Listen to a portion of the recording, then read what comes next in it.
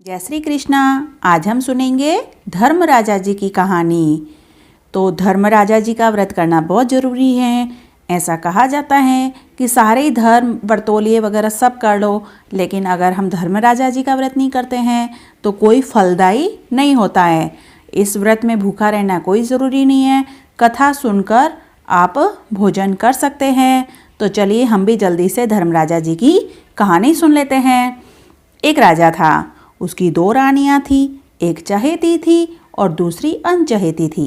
अनचहेती व्रत करती थी, पूजा पाठ किया करती थी, धर्म राजा की कथा सुनाने के लिए पंडित को महल में बुलाती थी। चहेती रानी ने भी धर्म राजा की कथा सुनने के लिए ब्राह्मण को बुला लिया। उसको देखा तो अब ब्राह्मण जो आता था वो भी दोनों में बहुत भेदभाव रखता था। चहेती को वह पहले कथा सुनाता था और अनचहेती को बाद में सुनाता था। चहेती रानी तो ब्राह्मण को अच्छी दक्षिणा देती थी, पर अनचहेती क्या देती, उसके पास तो कुछ था ही नहीं, वो क्या दे। अनचहेती रानी को तो राजा हर रोज थोड़ा तेल और आटा देता था। इतने तेल और आटे में बड़ी मुश्किल से वह अपना पेट पालती थी। उसने महाराज जी से कहा, ब्राह्मण से कहा कि अंतिम दिन मैं आपको दक्षिणा दूंगी। जब मेरा व्रत पूरा हो जाएगा, उद्यापन करूंगी, तब आप जो कथा सुनाने आ रहे हो मैं आपको अच्छी दक्षिणा दूंगी। समय आने पर व्रत पूरा भी हो गया। चहेती रानी ने बड़ी धूमधाम से व्रत का उद्यापन किया।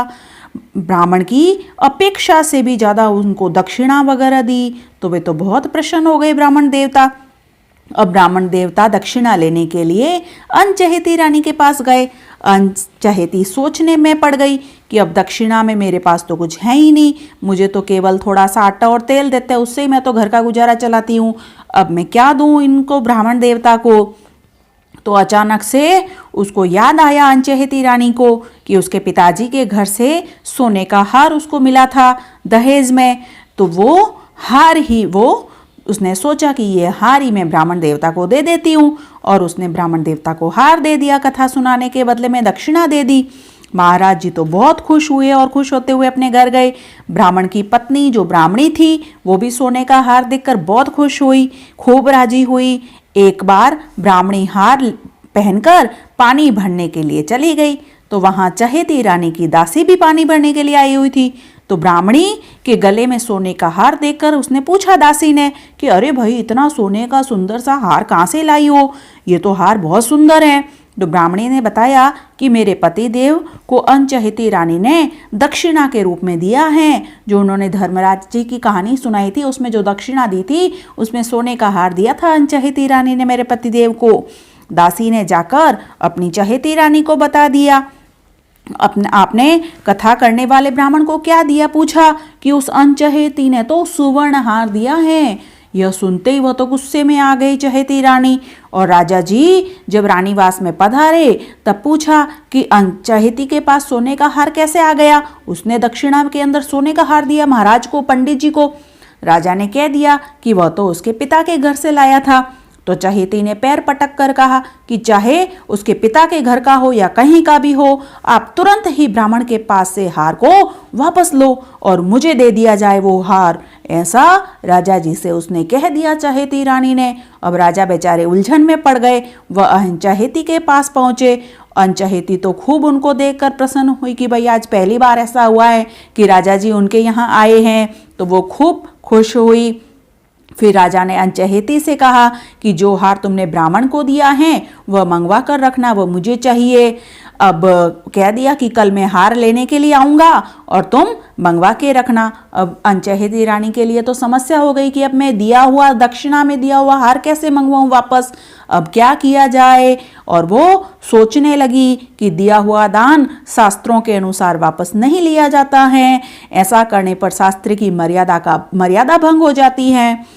तो वह धर्मराज जी से प्रार्थना करने लगी कि मेरी लज्जा रखना, मेरी लाज रखना, अब मैं क्या करूं। तो रानी को सो रही थी तो सपना आया, और सपने में धर्मराज जी ने कहा कि रानी तू व्यर्थ की चिंता क्यों करती है, तेरे तुलसी थाने में सुवर्ण हार का वृक्ष निकलेगा, तो बिल्कुल चिंता मत कर। और राजा जी से कह देना कि आपको जो हार चाहिए वो यहाँ से लेके जावें। सुबह हुई, जागृत होकर रानी ने देखा कि तुलसी थाने में तो सुवर्ण हार का वृक्ष लगा है, जिसके ऊपर बहुत सारे हार लटक रहे हैं। राजा जी दूसरे दिन आए हार लेने के लिए अनचहेती रानी के पास में कि मुझे वो हार दो। तो अनचहेती रानी ने तुलसी के वृक्ष के पास में खड़ा वो सुवर्ण वृक्ष दिखा दिया कि वहां से जो हार चाहिए वो ले लो। राजा ने जैसे उस वृक्ष को देखा तो वो तो सोच विचार में पड़ गए। तुलसी थाना तो जगमगा रहा था।